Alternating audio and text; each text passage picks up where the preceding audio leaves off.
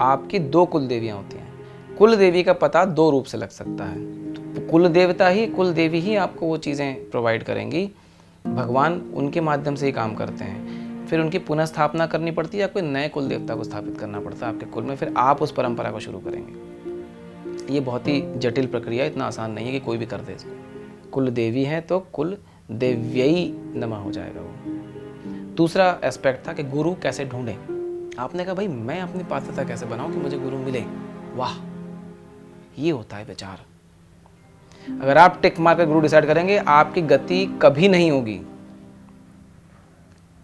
गुरु आप तक स्वतः पहुंचेंगे, और गुरु आपको पहुंचने के बाद भी आपको शायद न बताएं कि मैं आपका गुरु हूं। आप उसका सम्मान नहीं करेंगे तो आपकी प्रगति, आप इधर सोच रहे हैं मैं आध्यात्म करूंगा, और जब वहां से आशीर्वाद मिलता है आप सोचते हो ऑफिस में जाऊंगा कैसा लगेगा देखने में, मैं नहीं लगाता हूँ, तो गड़बड़ हो जाएगा बस। फिर सम्मान नहीं हुआ ना। सम्मान तभी होगा जब आपको वो सम्मान मिला हो और आप उसी हालत में पहुंचे हो। बड़ी से बड़ी मीटिंग क्यों ना हो, बड़े से बड़े इंटरव्यू क्यों ना हो, बिल्कुल गर्व से घुसिए। अब उसने मिटा दिया आपके पीठ पीछे, वो उसका कर्म है, उस पर आपका कंट्रोल नहीं है, पर इस पे तो आपका कंट्रोल है ना, जो आपके पास है, जो आपके हाथ में। छोटी छोटी शंख, घर में लोग शंख नहीं रखते हैं, क्यों भाई? शंख लेके आइए, बजाइए। नहीं बजा पा रहे हैं, 4 बार कोशिश करिए, फिर बजाइए। प्रयत्न करने के बाद ही आएगा, चीज़ें करिए, तब उसके बाद क्या दिक्कत है। समय सही है, इसका उपयोग करिए, है ना। आगे आने वाला समय ठीक नहीं है, आपको पता नहीं क्या चीज़ें आने वाली हैं।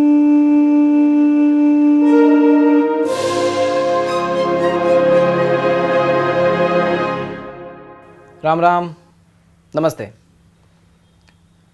एक सवाल था कि बहुत ही इनोसेंट सा सवाल था कि हम क्या करें कि हमें गुरु मिले, गुरु कैसे मिलेंगे, और उसी में था कुल देवी पर हमें बताइए। कुल देवी के बारे में धड़ल्ले से हज़ारों वीडियो इंटरनेट पर चल रहे हैं, कोई कुछ बताता है, कोई कुछ बताता है। मैं आपको आज वो बात बताऊंगा जो जनरली लोग नहीं बताते हैं, ठीक है। पहले हम शुरू करते हैं कुल देवी से। हमारी एक कुल देवी होती हैं जो जन्म के साथ जुड़ी होती है, मतलब जिस कुल में हम जन्म लेते हैं, जिन पितरों के साथ हम जुड़े हैं, उस कुल में, उस परिवार में एक कुल देवी होती हैं। और दूसरी कुल देवी होती है जिसमें आप दीक्षा लेते हैं। अगर आपने दीक्षा लिया है तो आपके गुरु परंपरा की एक कुल देवी होती है। अभी बात बहुत क्लियरली दिमाग में डाल दीजिए, ठीक है। तो आपकी दो कुल देवियाँ होती हैं, एक जिसमें आपने जन्म लिया है उस कुल में, और एक जिस कुल में आप दीक्षित होने जा रहे हैं, हो रहे हैं, या दीक्षित हुए हैं, ठीक है। हो गया।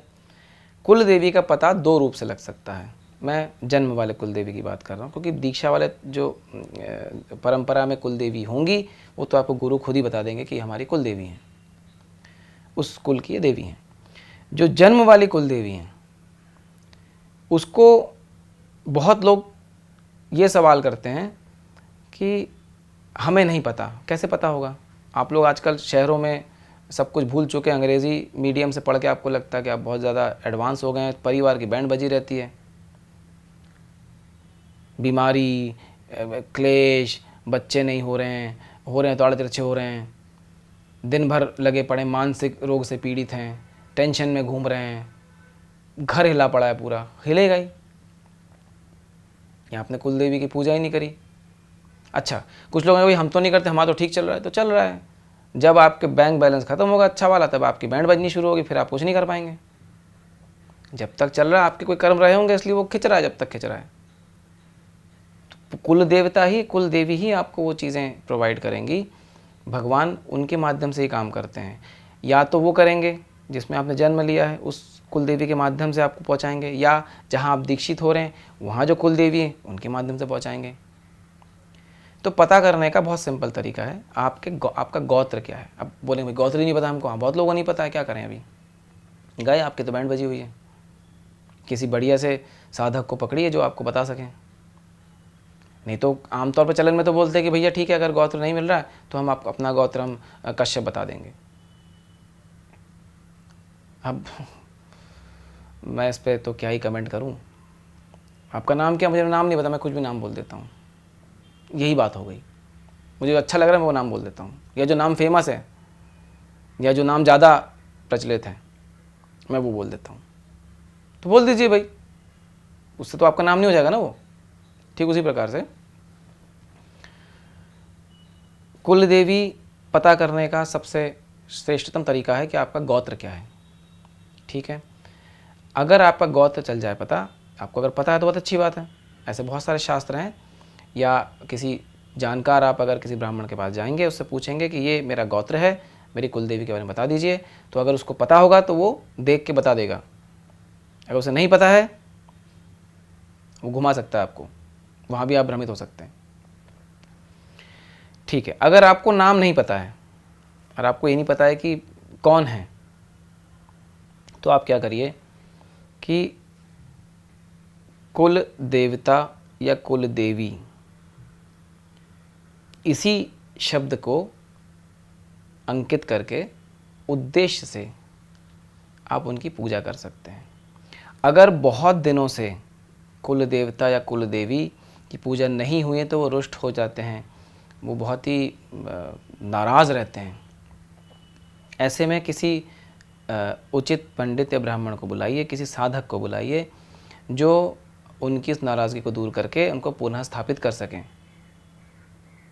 ठीक है, कई बार ऐसा होता है कि एक्सपायरी डेट हो चुकी होती है, मतलब कुल देवता चले जाते हैं छोड़ के,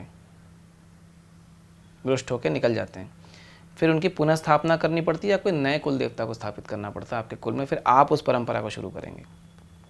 ये बहुत ही जटिल प्रक्रिया है, इतना आसान नहीं है कि कोई भी कर दे इसको।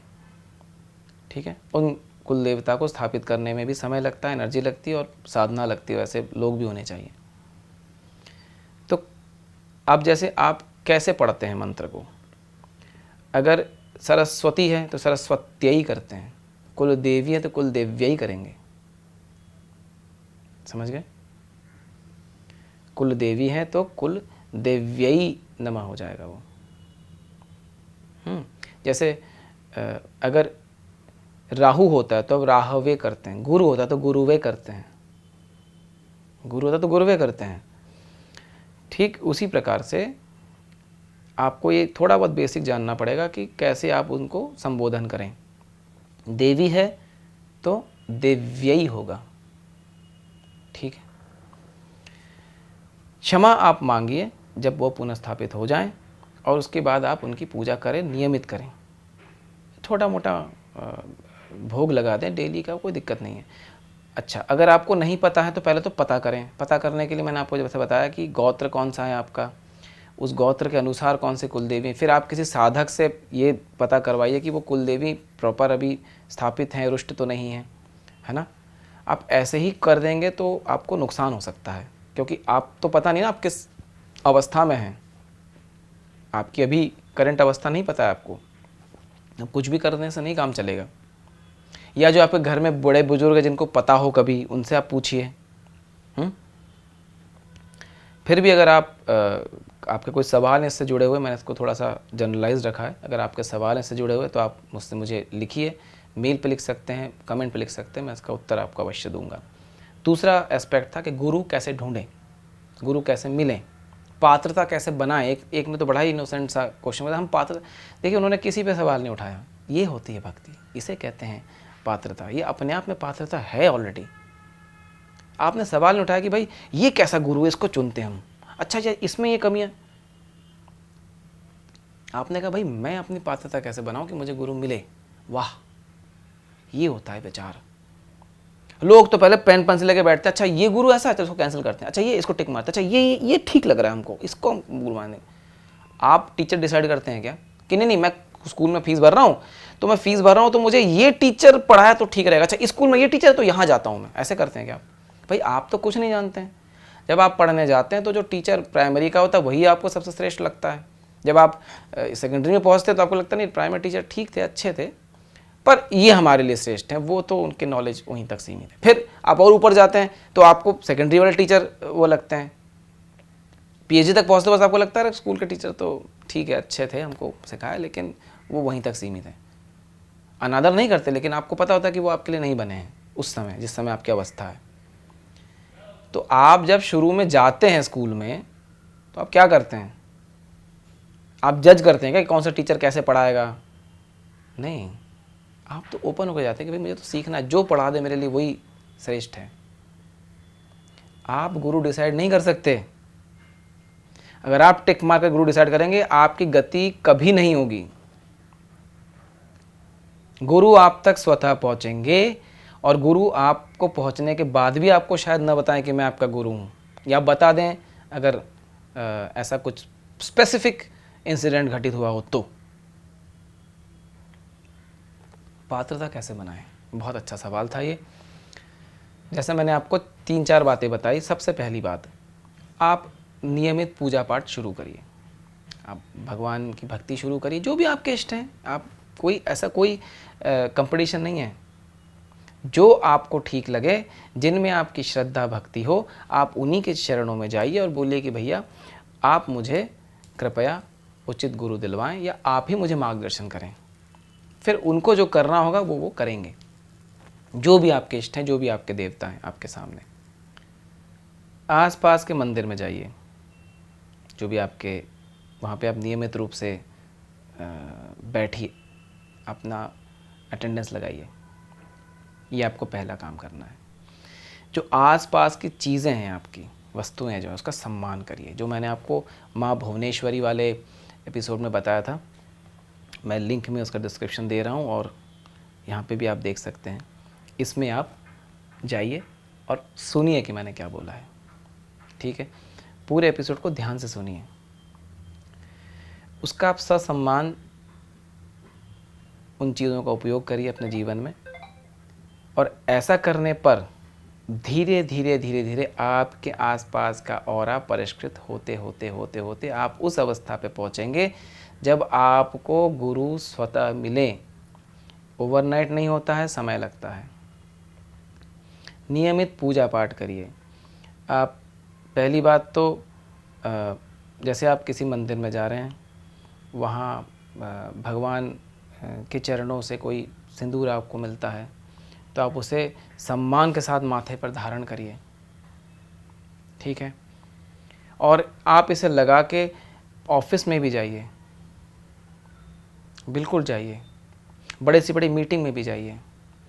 आप उसका सम्मान नहीं करेंगे तो आपकी प्रगति, आप इधर सोच रहे हैं मैं आध्यात्म करूँगा, और जब वहाँ से आशीर्वाद मिलता है आप सोचते हो ऑफिस में जाऊँगा कैसा लगेगा देखने में, मैं नहीं लगाता हूँ, तो गड़बड़ हो जाएगा बस। फिर सम्मान नहीं हुआ ना।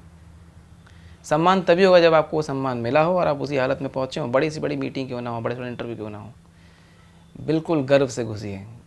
आप आशीर्वाद लेके पहुँचे हैं देवता का, भाई साहब शर्माने की क्या आवश्यकता है आपको। उसका सम्मान करेंगे तो देखेंगे आपकी आध्यात्मिक प्रगति भी शुरू हो जाएगी। फिर आपको अपने आप गुरु भी मिलेंगे, सब कुछ होगा। बच्चे आपके स्कूल में जा रहे हैं, उनके माथे पर भी लगा के उनको भेजिए, आशीर्वाद रहता है। वो जाएंगे, अच्छा उनको समझ में शायद ना आए, बच्चे सोचेंगे अरे लोग मुझ पर हंसते हैं, ये करते हैं। उन्हें बताइए अपनी संस्कृति के बारे में, अपने संस्कारों के बारे में उन्हें बताइए। इसी कारण तो हमारे यहाँ ऐसा हुआ है ना कि हम नहीं लगाते। हमारे एक सिंपल आशीर्वाद जो आपको देवता देते हैं, सिंपल सा एक छोटा सा कोई चंदन का टीका हो सकता है, रौली का टीका हो सकता है, हम उसे लगाने में शर्मा जाते हैं। और हम बड़ी बड़ी बात करते हैं, हमें साधना करना है, मंत्र जाप करना है। अरे आप उतने से आशीर्वाद का सम्मान नहीं कर पा रहे हैं, आप मंत्र जाप कहाँ से करेंगे भाई। औरतें आजकल सिंदूर नहीं लगाती हैं, यहाँ के थोड़ा सा कुछ लगा देती हैं। ऑफिस में जाएंगे पता नहीं कैसे क्या बोलेंगे। वो आपके ड्रेस पे कोई इशू नहीं है, ड्रेस कोड पे कोई प्रॉब्लम नहीं है, लेकिन जो आपकी चीज़ें वो तो रहेंगी। बंगाल में शाखा पोला पहना जाता है, आप पहन के जाइए ऑफिस में, बड़े से बड़ी मीटिंग में बैठिए, क्या फ़र्क पड़ता है। आपके काम से मतलब है ना उनको, कि आपके शाखा और पोला से मतलब रहेगा, या आपने जो हाथ में चूड़ी पहनी है, जो मंगलसूत्र धारण किया उससे मतलब रहेगा, या जो बिछिया पहनी उससे मतलब रहेगा। उससे उनको कोई मतलब नहीं है ना। उनको तो आपके कर्म, आपके काम से मतलब है, जो आप कर रहे हैं उस कंपनी के लिए, जो आप जिस चीज़ के लिए आप काम कर रहे हैं। पर आप उसमें शर्मा को हो नहीं अच्छा नहीं लगता मुझे, ऐसा नहीं लगता, बिना सिंदूर लगाए पहुँच जाते हैं आप। और फिर आप कहते हैं भाई मैं स्पिरिचुअल हूँ, मुझे आध्यात्म साधना, कैसे प्रगति होगी आपके? आप उस चीज़ का सम्मान नहीं करें जो चीज़ आपको मिली हुई है।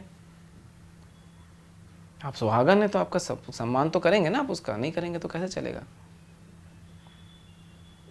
अपने बच्चों को आप स्कूल में भेज रहे हैं, बच्चा कह रहा है नहीं मम्मी बच्चे हंसते हैं मैं टीका नहीं लगाऊंगा, या नहीं पापा बच्चे हंसते हैं मैं टीका नहीं लगाऊंगा, या जो भी है, तो उसे समझाइए, उसे उसका औचित्य बताइए, उसे बताइए वो कितना इंपॉर्टेंट है उसके लिए। जब आप उसे ये चीज़ बताएंगे तो आप स्वयं सम्मान भी कर रहे हैं। अब उसने मिटा दिया आपके पीठ पीछे, वो उसका कर्म है, उस पर आपका कंट्रोल नहीं है, पर इस पे तो आपका कंट्रोल है ना, जो आपके पास है, जो आपके हाथ में। छोटी छोटी चीज़ों का सम्मान करिए, जो आप कर रहे हैं उनका सम्मान करिए, वस्तुओं का सम्मान करिए, फिर आप देखेंगे आप परिष्कृत होते चले जा रहे हैं। फिर गुरु तो बहुत हैं इस दुनिया में, असंख्य गुरु हैं, शिष्य नहीं मिल रहे उनको, पात्र शिष्य नहीं मिल रहे, बेचारे परेशान हैं, शरीर नहीं छोड़ पा रहे हैं, 150-150 साल के बैठे हुए हैं लोग, पात्र नहीं मिल पा रहे इसलिए शरीर नहीं छोड़ पा रहे हैं, या अंत में परमिशन लेके वो चले जाते कि चलो किसी को नहीं दे के जाना है, कोई मिला ही नहीं हमें पात्र आज तक। अब कलयुग में और भी चीज़ें जटिल होती चली जाएंगी धीरे धीरे। समय सही है, इसका उपयोग करिए, है ना। आगे आने वाला समय ठीक नहीं है, आपको पता नहीं क्या चीज़ें आने वाली हैं। तो ये करा आपने, पूजा पाठ नियमित रूप से, ससमाचा, शुद्धता बरतिए कि भाई आप क्या करते हैं, पूजा में आप यहाँ वहाँ छू के, पूजा में नहीं, पूजा में आप शुद्धता बरतिए, जितनी शुद्धता बरत सकते हैं आपकी समझ के अनुसार। कोविड में आपने किया ना, बाहर से आए तो चिमटे से पकड़ के आपने पेपर को अलग किया, चिमटे से पकड़ के नोट को पकड़ा है, सैनिटाइज करके फिर नोट को जेब में रखा है, बाहर से आके ऐसे ऐसे करते रूम पे घर में गए, पैर वैर साबुन से धो के फिर आए हैं, किया है ना। किसी ने सिखाया था क्या आपको? बस आपने अपनी बुद्धि लगा के किया कि नहीं भाई यहाँ से वायरस टच हो सकता है, यहाँ टच करा तो हाथ धोया है मुँह में लगाने से पहले। बस अगर आप बाहर की चीज़ें छू रहे हैं तो पूजा में जाने से पहले तो आपको शुद्ध होना पड़ेगा ना। फिर आप दिमाग लगाइए कैसे शुद्ध होना है, ऐसे ही पात्रता बनती है। शास्त्रों का अध्ययन करना है, बिल्कुल करिए, बहुत अच्छी बात है, ओरिजिनल टेक्स्ट में करिए, संस्कृत में करिए, ओरिजिनल टेक्स्ट में करिए, संस्कृत में करिए। और संस्कृत में जब आप कर रहे हैं आपको नहीं भी समझ में आ रहा, कोई बात नहीं, विचलित मत होइए, उसको सम्मान दीजिए, उसके साथ रहिए, समय बिताइए। मैंने बताया वीडियो में, मैं लिंक में दे रहा हूँ उस वीडियो को भी, ये जो आप देख रहे हैं इसमें बताया मैंने चीज़ें, आप उसको समझिए, उसमें मैंने क्लियरली बताया कि कैसे पात्रता बनेगी। धीरे धीरे धीरे धीरे आपकी पात्रता बनेगी। वो 2 महीने में भी बन सकती है, 2 साल भी लग सकते हैं, 20 साल भी लग सकते हैं, ये आपकी जर्नी पर है। फिर आपके कर्म कैसे रहे हैं, पिछले जन्म का कर्म क्या रहा, प्रारब्ध क्या रहा है, आपकी अभी की साधना कैसी है, आपके कुल देवता किस तरीके से काम कर रहे हैं, आपके पितृ किस तरीके से काम कर रहे हैं, बहुत सारी बातें होती हैं, वो धीरे धीरे धीरे धीरे आपको क्लियर होंगी, कोई शॉर्टकट नहीं है। पर सवाल बहुत अच्छा था कि हम अपनी पात्रता कैसे बनाएं, गुरु कैसे हैं, कौन से गुरु अच्छे हैं बुरे हैं, ये टिक मार्क नहीं है। बस हम अपनी पात्रता कैसे बनाएं, ये सबसे महत्वपूर्ण है। और इसकी महत्वता इतनी ज़्यादा है कि अगर कोई अनुचित इंसान आपके सामने खड़ा होगा ना, आपका गुरु बोल के, और आपकी पात्रता बहुत शुद्ध रूप से स्थापित है, तो वो आपके सामने नहीं टिक पाएगा, भाग जाएगा, या आप भगा देंगे। ऐसे नहीं भगाएंगे बोल के, आप क्या औरा उसे स्वतः दूर कर देगा। ऐसा होता है ना, कई बार आप किसी को फॉलो करते हैं, फिर कुछ दिनों बाद लगता है ये तो गड़बड़ बोल रहा है, कैसे होता है? होता है ना, होता ही होगा, सबके साथ हुआ है। जीवन में बहुत घाट का पानी मैंने भी पिया है, कभी होता ही। आप शुरू में किसी से जुड़ते हैं, लगता है ठीक बोल रहा है, लेकिन फिर लगता है ये तो कुछ गड़बड़ बोल गया बीच में। और ऐसे करते करते ठोकर खाते खाते खाते खाते खाते आते आपको कहीं पहुंचने का मौका मिलता है। वैसे ही होता है। There is no shortcut, there is no shortcut, ये आप जान लीजिए, दिमाग में डाल लीजिए। त्वरित मार्ग नहीं है, ठीक है। पर मैं आपका इस सवाल का सच में सम्मान करता हूँ, क्योंकि आपने ये नहीं बोला कि गुरु कहाँ ढूंढे, आपने बोला कि हम अपनी पात्रता कैसे बनाएं। अपने आप पे काम करिए, बहुत मेहनत करिए, मेहनत का मतलब नहीं 24 घंटे लगे रहना, मेहनत का मतलब ये है कि जितनी देर भी करिए बिल्कुल शुद्धता के साथ, ऑनेस्टी के साथ, ईमानदारी से, है ना, बिना उस चीज़ में किसी भी प्रकार की मक्कारी किए करिए। जितनी भी क्षमता हो आपकी वही करिए। ऐसा कुछ नहीं है, कोई भगवान ये नहीं कहते कि मुझे 1000 किलो लड्डू चढ़ाने हैं। आपका एक इतना सा अंश भी लड्डू का वो ग्रहण कर लेंगे। आप करके तो देखिए, है ना। ठीक है, फिर ये एपिसोड को मैंने इन 2 बातों पर रखा, और 1-2 एपिसोड मैं और कुछ चीज़ों पे बनाऊंगा। फिर मैं काफ़ी दिनों से लोगों ने मुझे बोल रखा है कि आप महाधूमावती वाला कब बनाएंगे, तो बस इस महाविद्या वाले सीरीज़ में अगला नाम उन्हीं का है। ठीक है,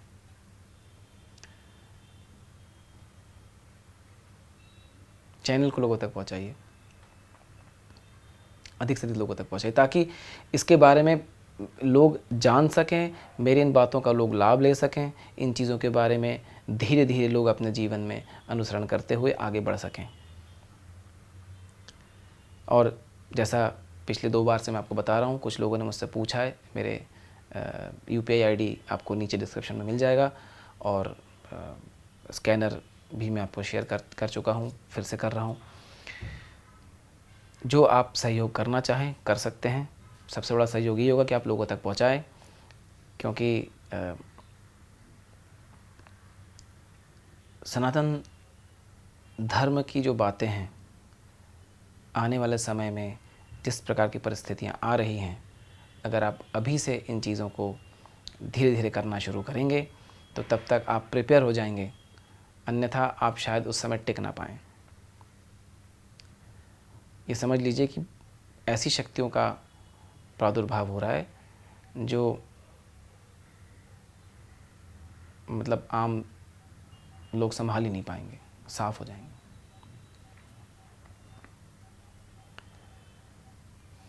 भगवान की शरण में जाइए, हमेशा कहता हूँ, उनसे ऊपर कोई नहीं है। किसी इंसान की पूजा मत करिए, सिर्फ और सिर्फ भगवान की पूजा करिए। मेरे गुरु का एक बहुत इंटरेस्टिंग सा कहना, उनका कहना है कि कभी किसी इंसान की पूजा नहीं करना, पूजा हमेशा इष्ट की ही करना। पूजा हमेशा जो आपके देवता हैं उनकी करना। पूजा हमेशा जो जिनकी आप साधना करना चाहते हैं भगवान की करना। पूजा कभी किसी इंसान की नहीं करना। इंसान की पूजा नहीं होती, सिर्फ भगवान की ही पूजा होती है। धीरे धीरे करिए, आगे बढ़िए। और मैंने बताया ना, छोटी छोटी शंख, घर में लोग शंख नहीं रखते हैं, क्यों भाई? शंख लेके आइए, बजाइए। नहीं बजा पा रहे हैं, 4 बार कोशिश करिए, फिर बजाइए। प्रयत्न करने के बाद ही आएगा, चीज़ें करिए, तब उसके बाद क्या दिक्कत है? छोटी छोटी बातें।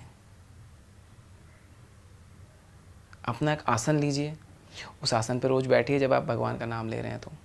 नहीं बैठ पा रहे हैं, खड़े होकर कर रहे हैं, आपके पास ऐसी कोई व्यवस्था नहीं है, मंदिर ऊपर कई लोग का रहता है, खड़े होकर करिए, कोई बात नहीं। जितना आप कर पाते हैं उतना आप करिए, धीरे धीरे करिए। धीरे धीरे आप आगे बढ़ते जाएंगे और धीरे धीरे आपको स्वतः चीज़ें प्राप्त होती चली जाएंगी। ठीक है, तो फिर आपसे मैं आज आज्ञा लेता हूँ। चैनल का मैंने आपको बताया लोगों तक पहुँचाने के लिए। ठीक है, इस नाम से आप सर्च कर पाएंगे, जो नाम आप देख रहे हैं स्क्रीन पे।